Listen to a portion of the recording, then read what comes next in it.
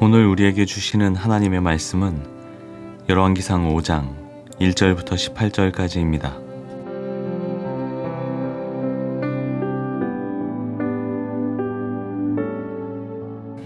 두로의 히람 왕은 평소에 늘 다윗을 좋아하였는데 솔로몬이 그의 아버지 다윗의 뒤를 이어 왕으로 기름 부음을 받았다는 소식을 듣고 솔로몬에게 자기의 신하들을 보냈다.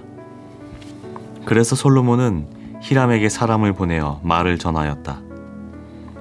임금님께서 아시다시피 나의 아버지 다윗 임금은 주 하나님을 섬기면서도 주님께서 원수들을 그의 발바닥으로 짓밟을 수 있게 하여 주실 때까지 전쟁을 해야 했으므로 자기의 하나님이신 주님의 이름을 찬양할 성전을 짓지 못하였습니다. 그런데 이제는 주 나의 하나님께서 내가 다스리는 지역 온 사방에 안정을 주셔서 아무런 적대자도 없고 불상사가 일어날 일도 없습니다. 이제 나는 주님께서 나의 아버지 다윗 임금에게 내가 내 왕위에 너를 대신하여 오르게 할 내 아들이 내 이름을 기릴 성전을 지을 것이다 하고 말씀하신 대로 주 나의 하나님의 이름을 기릴 성전을 지으려고 합니다. 그러므로 이제 명령을 내리셔서 성전 건축에 쓸 레바논의 백향목을 베어서 주시기 바랍니다. 나의 종들이 임금님의 종들과 함께 일을 할 것이고 임금님의 종들에게 줄 품삯은 임금님께서 정하시는 대로 지불하겠습니다. 임금님께서도 잘 아시다시피 우리 쪽에는 시돈 사람처럼 벌목에 능숙한 사람이 없습니다. 히람이 솔로몬의 말을 전하여 듣고 크게 기뻐하면서 이렇게 말하였다. 오늘 다윗에게 이 큰 백성을 다스릴 지혜로운 아들을 주신 주님께 찬양을 드리자. 그리고 히람은 솔로몬에게 회신을 보내어서 이렇게 말하였다. 임금님께서 나에게 보내주신 전가는 잘 들었습니다. 백향목뿐만 아니라 잣나무도 원하시는 대로 드리겠습니다.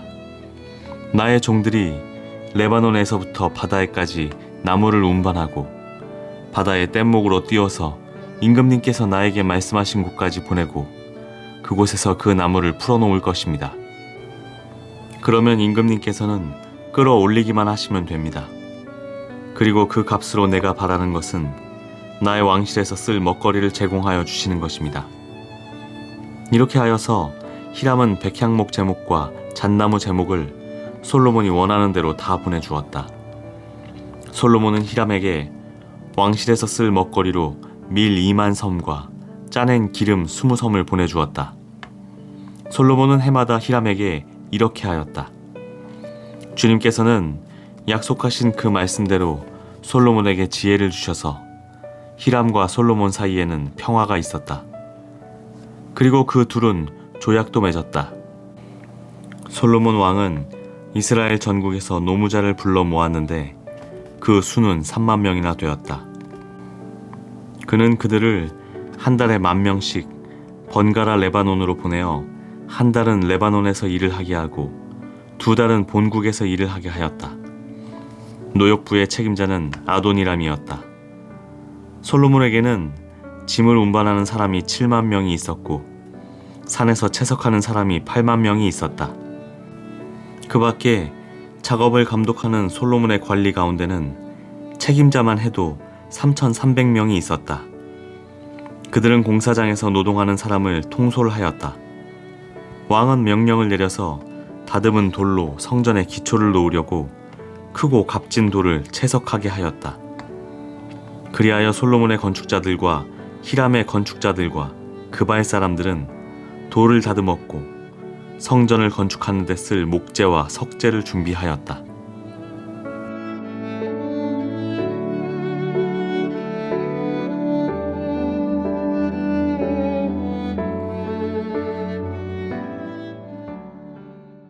나라의 평안과 외교적 성과를 이룬 솔로몬에게 하나님께서 하나의 마음을 주십니다. 바로 성전을 지으라는 마음입니다. 출애굽 때만 해도 성막에 계셨는데 이제는 약속의 땅 가나안에 굳건하게 임하고자 하시는 하나님의 뜻이었습니다. 하나님은 명령과 더불어 그 명령을 이룰 수 있게 할 만한 손길을 보내십니다. 바로 솔로몬의 아버지 다윗과 사이가 좋았던 두로의 왕 히람이었습니다. 건물을 지을 때 인력과 건물 재료가 중요하겠습니다. 사람은 많으니 괜찮은데 건물에 쓰일 재료가 부족했습니다. 그런 어려움에 있었던 이스라엘에 목재 공급을 원활히 할 만한 인재를 보내셨습니다. 두로는 목재를 잘 다루는 나라입니다. 솔로몬은 레바논의 백향목을 요청했는데 히람은 이 소식이 반가웠는지 백향목과 함께 잣나무도 원하는 만큼 주겠다고 이야기합니다.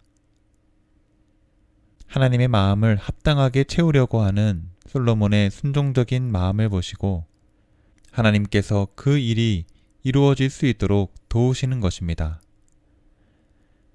예수님도 누가복음 6장 38절에서 이런 말씀을 하셨습니다. 남에게 주어라. 그리하면 하나님께서도 너희에게 주실 것이니 되를 누르고 흔들어서 넘치도록 후하게 되어서 너희 품에 안겨주실 것이다. 너희가 되질하여 주는 그 되로 너희에게 도로 되어서 주실 것이다. 다른 사람에게 주라. 그리하면 하나님께서도 너희에게 주실 것인데 흔들어 넘치도록 하여 후하게 주실 것이라고 하십니다. 어제 본문에서 솔로몬이 자신이 가지고 있는 것을 사람들과 나누었더니 성전을 지을 목재를 부족함 없이 오히려 그 이상으로 채우시고 도와주십니다. 주님의 마음에 사랑이 느껴집니다. 우리를 사랑하시는 하나님은 혼자 일하도록 하지 않으십니다. 우리가 용기를 잃지 않고 주님의 마음으로 용기를 가지고 나아가면 주님은 우리의 부족한 부분을 채우시고 그것을 능히 감당할 수 있도록 힘과 사람들 그리고 그 일을 정말 해야 한다는 강인한 마음을 부어주십니다. 제가 교회 간사가 되어 중고등부를 맡게 되었습니다. 그리고 여름에 처음으로 수련회를 계획하고 기도했습니다. 수련회를 준비하는 것이 마음에 정말 괴롭고 무겁게 다가왔습니다. 부임하고 처음 맡게 된 수련회니까 중고등부 아이들이 은혜를 잘 받을 수 있을까? 뭔가 빼놓은 건 없을까? 이런 걱정으로 마음이 짓눌렸습니다. 그런 상황에서 수요 예배를 마치고 카페에서 부목사님과 이야기를 나누고 있는데 카페 밖으로 중고등부 아이들 2명이 지나갔습니다. 그냥 지나갈 만도 한데 저를 발견하고 해맑게 인사를 합니다. 그 천진난만한 밝은 웃음이 제 마음에 큰 위로와 힘이 되었습니다. 마치 제 마음의 어려움을 아시고 그 마음을 어루만지시는 하나님의 손길 같은 느낌이었습니다. 그 은혜로 수련회도 잘 마쳤고 아이들로부터 은혜로웠다는 피드백도 받았습니다. 우리가 하나님의 일을 한다고 할 때 걱정되고 부담될 때도 있습니다. 그러한 상황에서도 겁을 내지 않고 발걸음을 내디디면 주님께서 그 일을 잘 수행할 수 있도록 이끄실 것입니다. 나의 부족함을 보고 겁을 낸다면 그것은 나를 믿는 것입니다. 내가 부족하고 내가 약하고 내가 작아도 하나님의 능력과 일하심을 믿으면 굳건히 나아갈 수 있습니다. 우리에게 필요한 것은 이를 채우는 능력이 아니라 채우시는 주님을 향한 신뢰와 믿음입니다. 그렇게 주님께 순종의 행동을 드릴 때 여러분의 삶을 통해 주님께서 기뻐하시기를 주님의 이름으로 축복합니다. 성전을 세우는 것은 쉬운 일이 아닙니다. 수많은 사람들의 노고와 헌신이 모여서 성전이 건축되는 것입니다. 하나님의 허락과 솔로몬의 지휘하에 지금 그 일이 시작되려고 합니다. 우리도 이러한 건축을 해야 할 것입니다. 건물로서의 교회도 중요합니다. 한 부지에 교회 건물이 계획되고 세워진다는 것, 그것은 하나님의 인도하심이 아니면 이루어지기 쉽지 않습니다. 그러나 교회 건물이 있다고 성전 건축이 끝입니까? 아닙니다. 이 땅의 업장의 수를 비교해 보면 가장 많은 업장이 술집이고 그 다음으로 많은 것이 교회라고 합니다. 이 사실을 알고 깜짝 놀랐습니다. 가장 많은 것이 술집이라는 점에서 이 땅이 참 많이 타락했다. 또 교회가 많은데 이 땅은 왜 아직도 주님의 거룩함을 담아내고 빛과 소금의 역할을 감당하는 영혼이 적을까? 바닷물의 염분 농도가 3.5%라고 합니다. 100 중에 4도 안 되는 소금이지만 그것으로 바닷물이 짜다고 우리는 느낍니다. 예수님께서 우리에게 소금이 되라고 하신 건 양에 상관없이 정결하고 거룩하게 하는 존재가 되라는 것, 맛을 잃은 세상에 하나님께서 계획하신 맛을 내라는 뜻이 있습니다. 그런데 교회의 숫자는 많지만 그 교회의 숫자만큼 주님의 뜻을 잘 실천하는 영향력 있는 교회는 드문 것 같습니다. 진정한 교회는 건물에 있지 않습니다. 그 안에 모여 예배하는 사람들이 진짜 주님의 뜻 가운데 사는가? 그 주님께서 주시는 마음으로 영혼을 사랑하고 이 땅에 하나님의 나라를 전파하고 세우려고 하는가? 우리에게 주신 하나님의 사랑과 생명을 많은 사람에게 전하려고 하는가? 이러한 마음이 없다면 우리는 교회라고 할 수 없을 것입니다. 단지 신을 섬기도록 하는 종교단체일 뿐입니다. 우리에게 주님께서 큰 힌트를 주셨습니다. 에베소서 5장 25절입니다. 남편되니 여러분, 아내를 사랑하기를 그리스도께서 교회를 사랑하셔서 교회를 위하여 자신을 내주심같이 하십시오.